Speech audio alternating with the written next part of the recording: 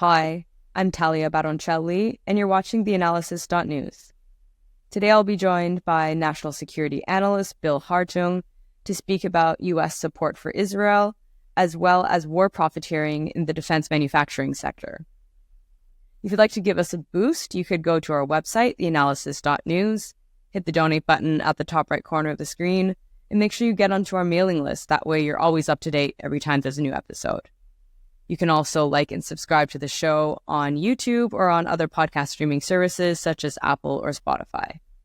Feel free to share the show with your family and friends, and stay tuned for my interview with Bill Hartung.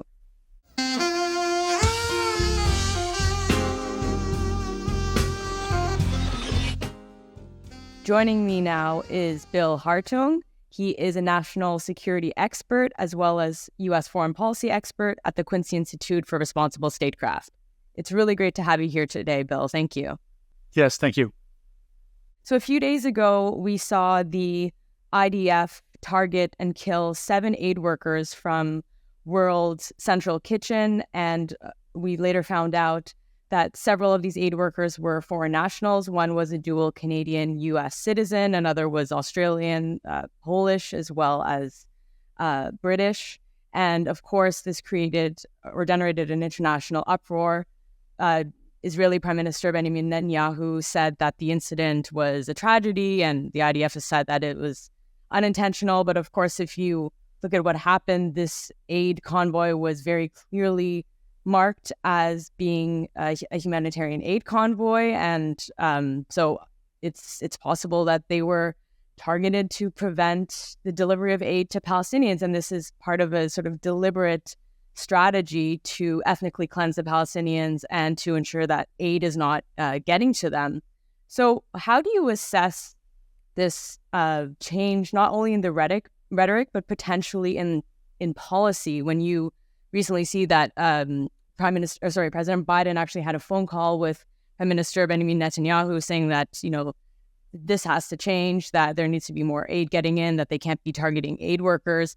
And you hear people like Pentagon spokesperson Admiral John Kirby even saying that there will be a U.S. assessment of what the Israeli operations have been, and the U.S. might even change their own policy towards Israel. So do you see this entailing some sort of conditions or conditionality on weapons deliveries to Israel?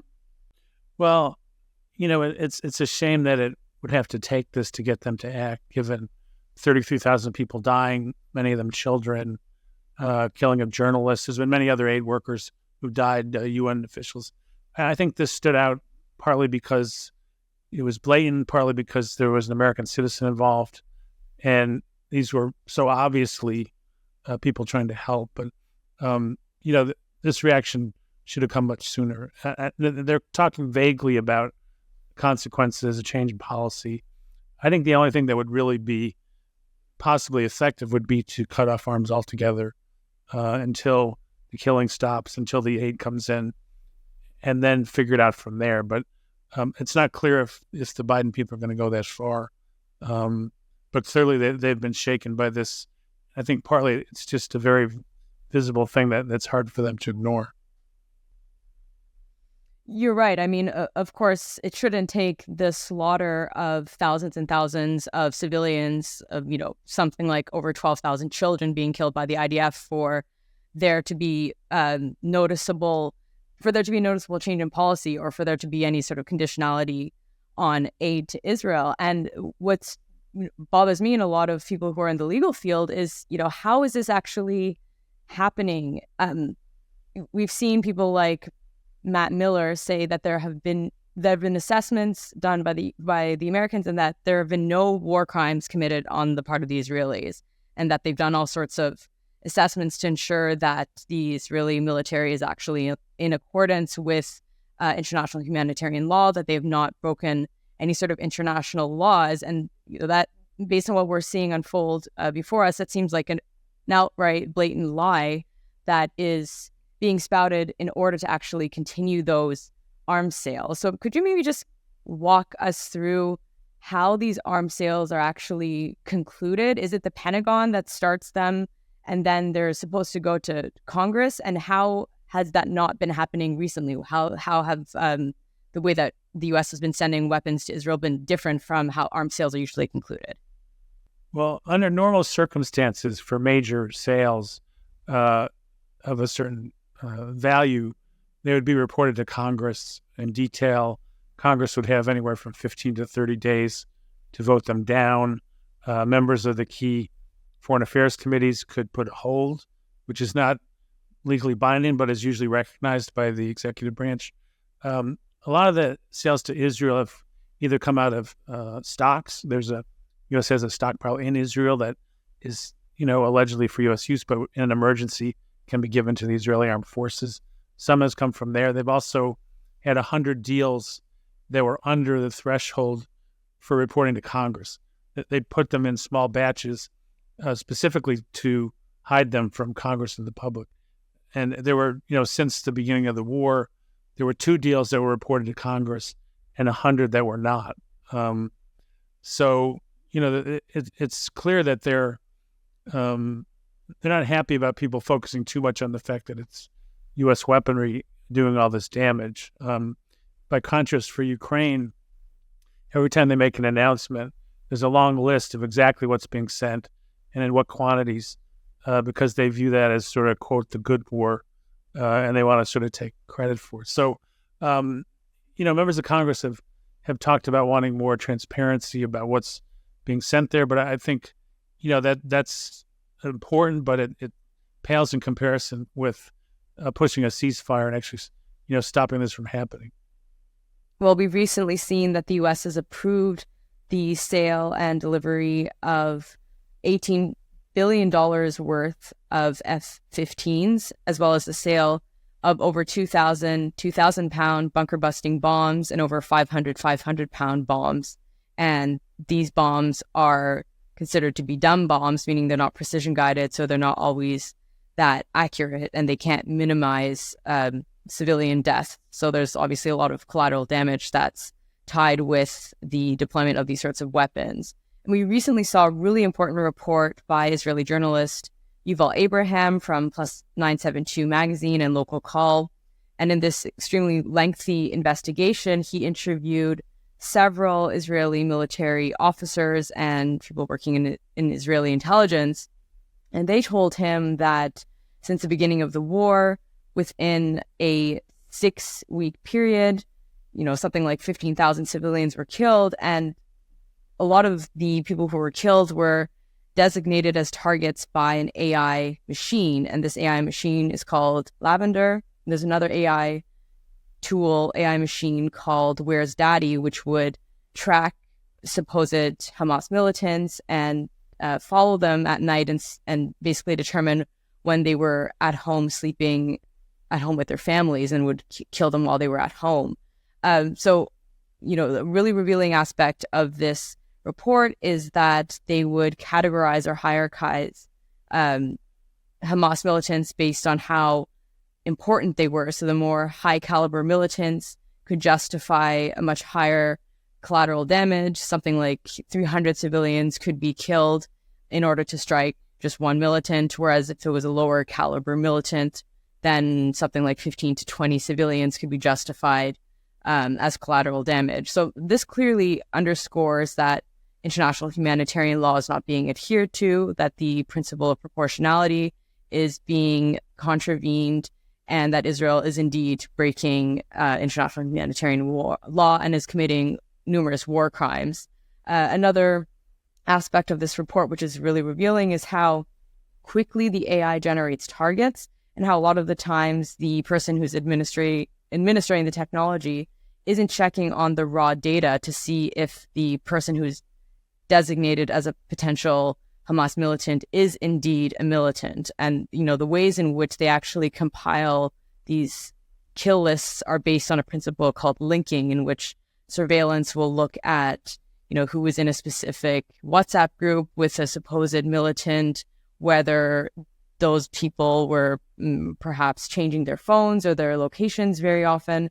And so it assembles a list of targets based on certain metadata. And it's not verified at the end, after these people have been killed, if they actually were militants or not. And obviously, the humanitarian destruction that's wrought by it and the civilians who are killed are just, a huge violation of international law. So how would you say this sort of AI generation of targets and warfare is actually shaping modern day warfare? Would you say that warfare is being fought more along the lines of, AI generating tools, which are shifting culpability from humans to sort of what's perceived to be as neutral AI software, which of course, isn't neutral?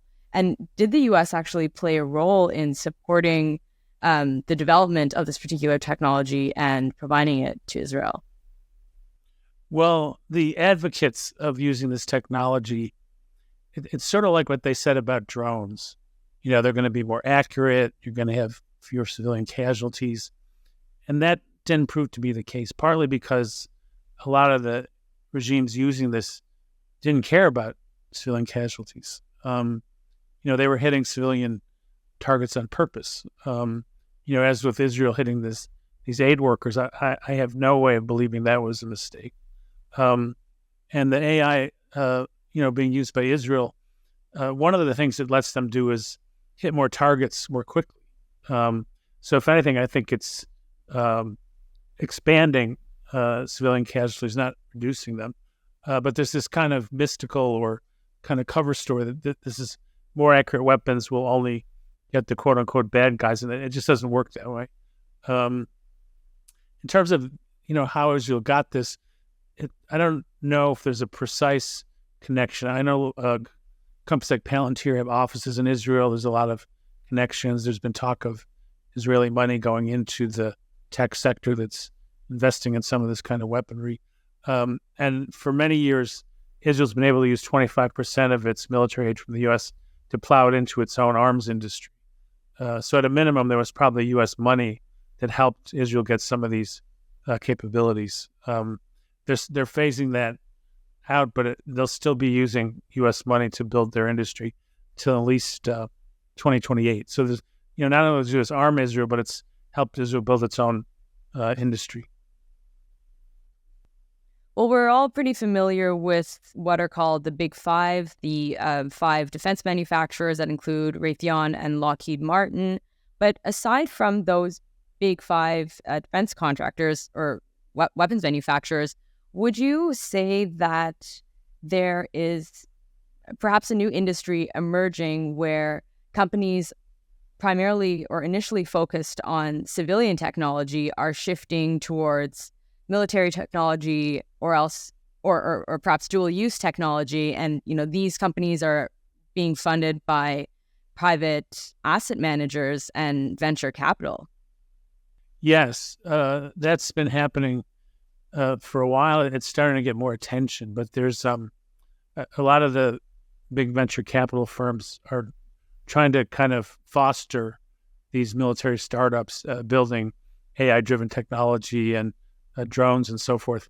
And their idea is, if we float 10 of them and one hits it big, we'll cash in. And they've been also hiring former military and Pentagon officials as, quote, advisors, which really are disguised lobbyists because they, the new tech firms are in a little bit of a battle with the Big Five over the Pentagon budget for things like R&D. And so they need the same system that the big companies have in terms of lobbying and so forth. But, I think one difference is that these heads of these VC firms that are pushing this, firms like Andreessen Horowitz and also players like Peter Thiel, who not only has his own company, Palantir, but also invests in other startups. They're quite openly hawkish. They sell the idea that they're the ones that are going to help us, beat China. And of course, if we ever got in a war with China, it would be an unprecedented disaster because 2 nuclear armed powers fighting each other is a huge risk. But their kind of ideology is technology will save us. We're the ones who know how to do it. Maybe we don't need so much government because, tech people can solve it. We're the new patriots. It's a whole kind of evangelism and kind of egocentric approach to this stuff, which I think is particularly dangerous because I think that kind of thinking would be even more likely to get us into war than the traditional companies would be. And there's a lot of money to be made. If you're a retired general, you go to work for one of these VC funds and they hit it big on an investment. You could make millions. If you go to the board of Lockheed Martin, it's not nothing, but you'd make, $100,000 a year or so. So there's all this money driving this. And it's the danger is that there won't be as much scrutiny to, how dangerous are these weapons? How they're going to change the face of warfare? If they don't work, are people going to be, slaughtered through these unintended errors? If they do work, what kind of wars will result? Will it be easier to go to war? All these questions have to be addressed. But if there's money driving it and money to be made, and there are advocates in the Pentagon, like Deputy Secretary of Defense Kathleen Hicks, who's also very keen on this approach, it's a real danger. I don't think it's been adequately understood. I think people are more accustomed to thinking about, Lockheed Martin, Boeing, and Raytheon, which pose their own problems. But I think, if we're going to have a disastrous conflict, these new companies may be even more, at fault or more driving that kind of, militaristic foreign policy. Right. Well, these new technologies and these new companies, it seems like they also have a different financial model. They sort of get in there and they have, I guess, more short-term production capabilities. And to me, that seems like they're more geared towards just making profits and then getting out. I mean, perhaps I'm wrong, but their approach to it seems very different from the Big Five, for example, which have definitely formed monopolies, and there are all sorts of problems with that, which we can also speak about. But it does seem like their approach to production and also to profits are slightly different. Yeah, I think the idea is you seed a bunch of startups, and then some of them hit it big. They get big Pentagon contracts. They start making money.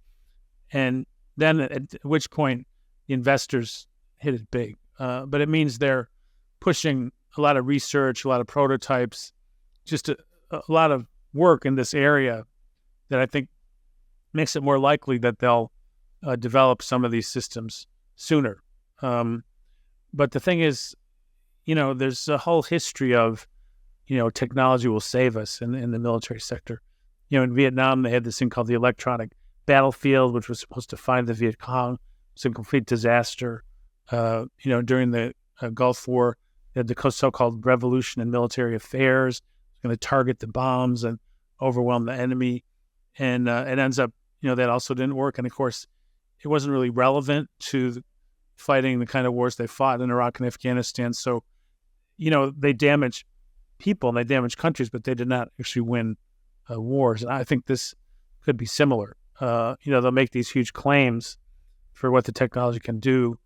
It won't do it, but it will encourage them to go to war on the theory that this is the great new solution. So, it's sort of like that kind of illusion never ends, this kind of, enthusiasm for technology. And I think undoubtedly part of it is because there's money to be made. And so people kind of convince themselves that not only are they, cleaning up financially, but they're doing some sort of social good. And that's particularly kind of a disease of Silicon Valley, I think. Right. I mean, these technologies are seen as the solution. And of course, there needs to be a place to test them out. And it seems like the Gaza Strip right now is a sort of technological testing grounds for a lot of these technologies to see how effective they are on the ground, on the so-called battlefield, and then to say that, tried and tested, and to be able to then sell them to other countries who are willing to buy them. But why don't we speak about the Big Five, so the companies such as Lockheed Martin and Raytheon, because they have definitely formed monopolies within the defense sector. They have arguably contributed to the rise of prices of their armaments that they're selling. So they're price gouging, as well as in certain cases actually reducing production of their armaments. I'm not suggesting that they should ramp up the production of the weapons that they're making. Not really supportive of that, but in certain instances, that could actually pose a security threat to the United States if they've sold so many of their weapons to, say, Ukraine or to other countries. And if the U.S. were to be struck and they don't have the weapons that they need, then in that particular case, there could be a threat to the security of the United States. But how did these 5 companies form the monopolies that we see right now? I mean, would you pinpoint it to the Clinton era in which there was huge deregulation, or does it go back even further? Well, the core of the military-industrial complex goes back to the 50s. But, within that, there were more firms. There were probably 50 major firms making weapons, and there was some limited competition, for some of the big contracts. But then at the end of the Cold War, there was this meeting called the Last Supper, which was run by Deputy Secretary of Defense William Perry. And essentially he said to the contractors who came to the meeting, half of you are going to have to go away. There's not enough money to support all this overhead, all these factories. And so they encouraged mergers, and they even subsidized them with tax money in terms of helping them pay for closing factories, or even for golden parachutes for, board members of companies that lost their jobs. There's tax money floating that. And so you had Lockheed merged with Martin Marietta. You had Northrop merged with Grumman. You had Boeing by McDonnell Douglas. And Lockheed Martin actually was a combination of, a dozen or more firms that they gobbled up. And so the CEO of Lockheed Martin, Norm Augustine, was kind of the one who put down the big bet. He was like, let's vacuum up as many companies as possible. Yeah, there's been a dip in Pentagon spending now, but it's going to come back. And when it comes back, we'll be the biggest player. And that's how it worked out. I mean, they get, in 1 year, they got $70 billion in contracts, more than the State Department and the Agency for International Development combined to just one company. And they routinely get $10 or $20 billion more than the other big contractors year after year. So it goes to the Clinton era, and they argued that this would be a way to get rid of overhead. It would be more efficient. You'd get cheaper equipment, and that, of course, never happened, because the flip side was the monopoly that they, once they give one of these contracts, they usually don't have anywhere to go. So the company, if it overcharges, underperforms, the Pentagon's sort of stuck with it unless they're willing to literally cancel the program and start over. So this has given these companies a great deal of power. And then, of course, they also, like Lockheed Martin, the general who approved the F-35 for production, when it went to their board immediately after leaving government. So they've developed these huge political networks. Lockheed Martin claims they have, facilities in 47 or 48 states, which means members are a little wary of cutting their programs because they don't want to be seen as hurting jobs in their area.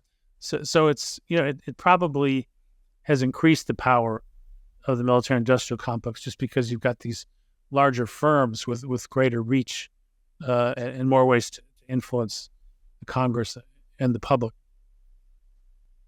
Well, recently there were 6 senators who have proposed to create a sort of modern-day Truman Committee, and that includes Bernie Sanders, Senator Ron Wyden, Elizabeth Warren, Ed Markey, Jeff Merkley, and Senator Peter Welch, who's also been very outspoken on Gaza, calling for a ceasefire. And they're calling on Senator Majority Leader Chuck Schumer, the Democrat, of course, to set up this committee. And, this committee refers back to Senator Truman from Missouri.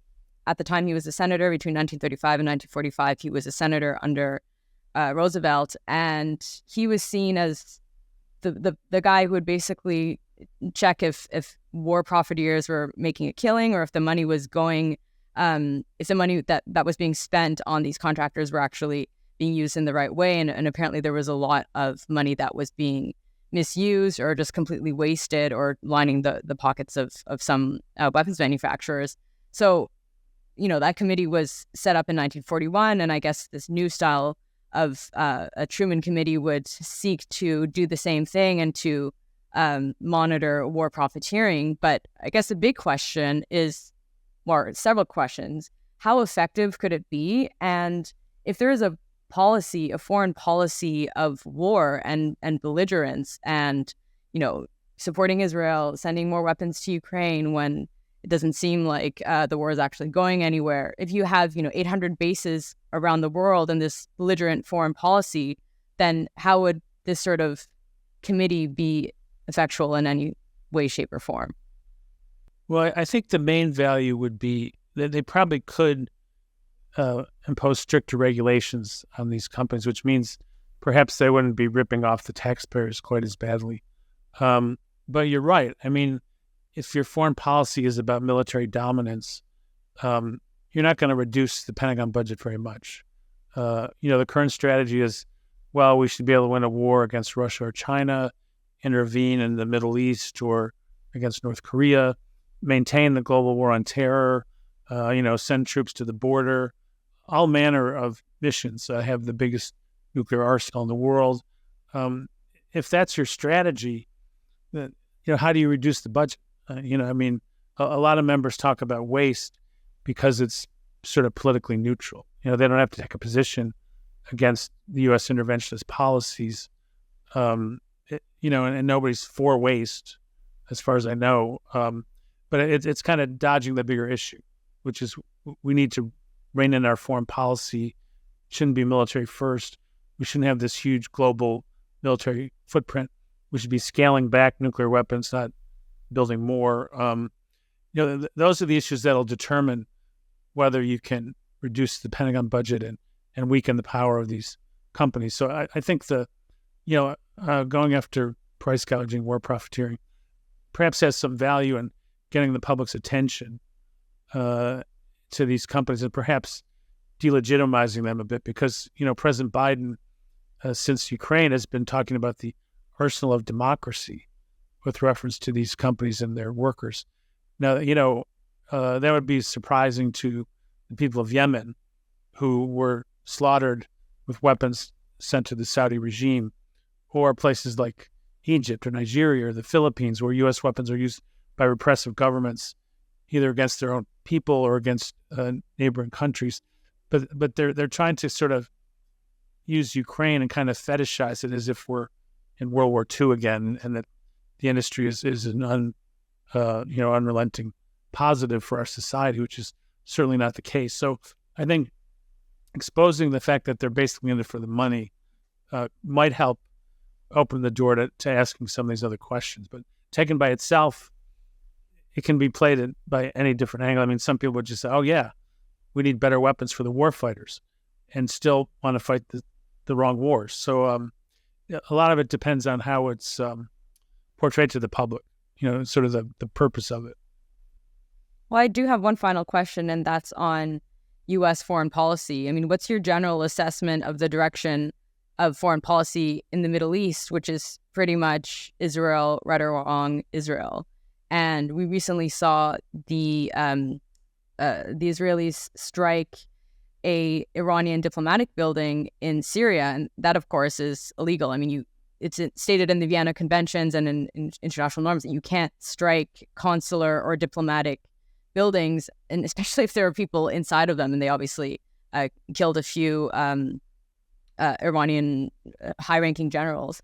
But aside from that fact, I mean, this policy of just blindly supporting Israel and giving them a blank check to do whatever they want is arguably endangering the region and perhaps endangering U.S. national security interests as well. Yeah, no, I think if you just took a cold, hard look at the impact of this policy of just kind of supporting Israel regardless of what it does, it's bad for U.S. security. It's bad for the security of the region. In the long term, it's bad for the people of Israel because they're essentially being treated as a pariah state on a broad scale. The ability to have an actual peace agreement is much reduced. And so no matter how you look at it, this is a terrible policy. And then along with it, there's in the back burner as well, this Abraham Accords. Maybe they could get the Saudis to normalize relations with Israel and create kind of a coalition against Iran, a coalition that would, of course, be sold a lot of U.S. weapons. So there's the kind of Israel right or wrong problem. There's the cozying up to the Saudi regime. It's all kind of contrary to this notion that had been put forward that the U.S. was going to, pull back from the Middle East, not get engaged in the kind of wars there that have happened in this century. And this all kind of pushes in the other direction. Bill Hartung, it's been great speaking to you today. Thanks so much for joining us on The Analysis. Yes. No, it was great talking. Thank you for watching theAnalysis.news. We really can't make this content without you, so feel free to support us by going to our website, theAnalysis.news. Feel free to make a small contribution if you can. Thanks a lot for watching.